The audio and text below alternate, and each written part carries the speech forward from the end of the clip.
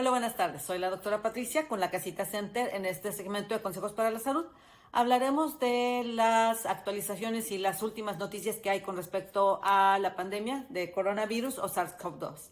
En la primera tabla comparto con ustedes el número total de casos reportados, de muertes y de vacunas que hay en el país, en el estado y en el condado.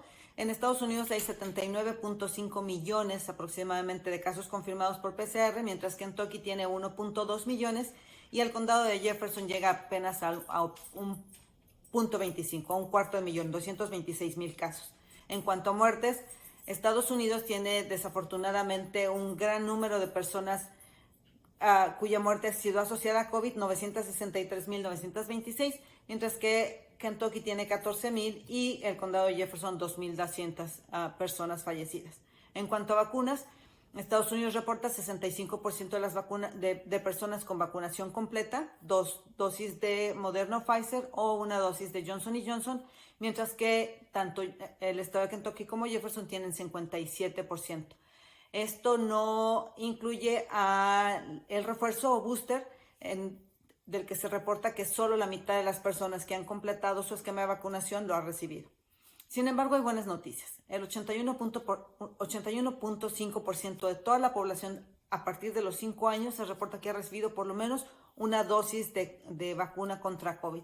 Y esto es bueno porque, aunque no ofrece una gran protección, habla de que ya hay una estimulación del sistema inmune, lo que reduce el riesgo de severidad al enfrentar la enfermedad. ¿Qué hay en cuanto al número de casos nuevos? En este día se reportan 32,094 nuevos casos en todo el país con PCRs positivas, mientras que en el estado se reportan 1,302 casos en la última semana, es decir, aproximadamente 206 casos por día. En esta gráfica del estado de Kentucky se ve que hay un gran decline en cuanto al número de casos, sin embargo, en los últimos 2 días hay una elevación muy pequeñita. Si hablamos de la clasificación de la enfermedad en la comunidad, siguiendo la clasificación que la CDC publicó hace 2 o 3 semanas, hay una gran parte del estado que ya está considerada como zonas de bajo riesgo, mientras que hay algunas áreas de mediano riesgo y otras que continúan siendo riesgo alto.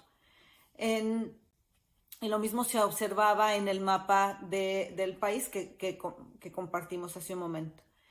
El condado de Jefferson ya está considerado como una zona de bajo riesgo, con aproximadamente 1,050 casos reportados la semana pasada. Sin embargo, el número de muertes sigue siendo elevado, 67 muertes reportadas la semana pasada. Con este bajo riesgo, lo que se recomienda es que todos tengamos la vacunación actualizada y lo que cambia es la recomendación en cuanto al uso de cubrebocas. Esto es para las personas que no tienen riesgo alto o que no tienen en su familia personas con riesgo alto o menores de 5 años.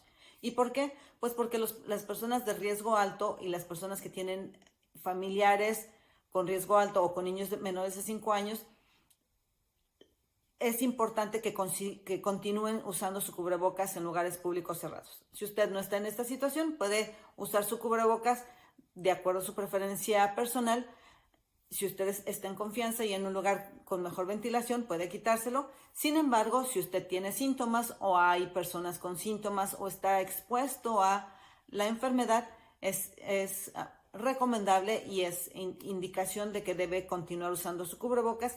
Si tiene síntomas, hacerse la prueba inmediatamente, que estuvo expuesto 3 a 5 días después, y seguir las recomendaciones de cuarentena y aislamiento que se han compartido previamente. Ahora me gustaría compartir con ustedes una tabla en cuanto a las variantes reportadas en las últimas 8 semanas, de 8 a 12 semanas de variantes en el país. A finales de enero, el 90% de las variantes que se pudieron detectar en las pruebas positivas que tenía el país eran asociadas a Delta, mientras empezaba a aparecer Omicron.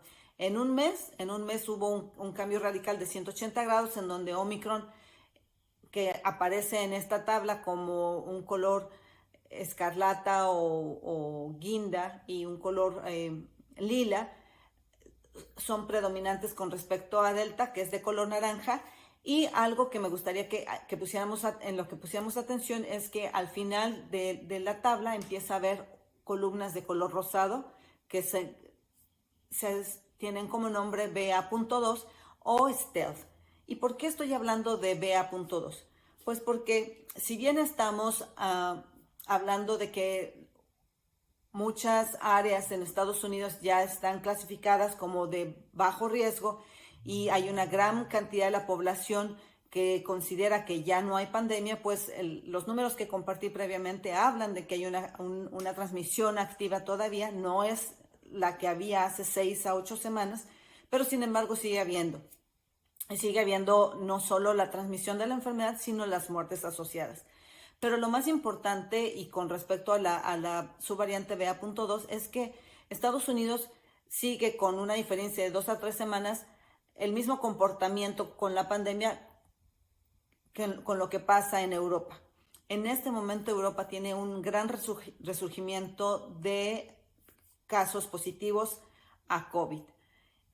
Hay algunas otras áreas en el mundo como Asia que también tiene un gran resurgimiento, pero estas están asociados a COVID por Omicron. En Europa se está detectando que en Inglaterra, por ejemplo, el 50% de los casos reportados son asociados a BA.2 y en Alemania hasta el 80% de estos casos son asociados a BA.2. Entonces, por eso estoy hablando de esta nueva subvariante, puesto que si Estados Unidos sigue el mismo comportamiento con un atraso de 2 semanas, esto es lo que puede pasar en el país en las siguientes 4 a 6 semanas con respecto a BA.2. Entonces, ¿qué tenemos que hacer? Lo más importante es mantener nuestras vacunas actualizadas.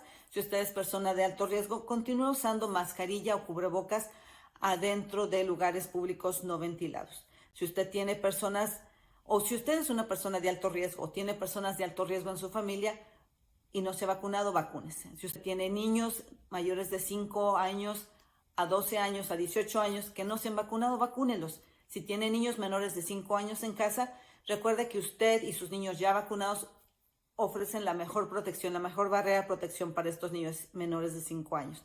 Pfizer y Moderna siguen trabajando en encontrar la dosis ideal para poder vacunar a los niños menores de 5 años. Se supone que en abril habrá algunos resultados. Moderna está solicitando autorización. Tengamos un poco de paciencia, esperemos que pronto podamos vacunar también a esos niños. Y para finalizar, es importante que les recuerde, las vacunas no van a prevenir que usted se infecte. Las vacunas si bien es cierto que pueden reducir su riesgo de infección, las vacunas están encaminadas a prevenir la severidad de la enfermedad, a prevenir que usted requiera hospitalización o que la enfermedad le cause muerte. Es importante que nos vacunemos. Si tiene dudas o preguntas, contáctenos. Con gusto trataremos de responder. Que tenga buena tarde. Hasta luego.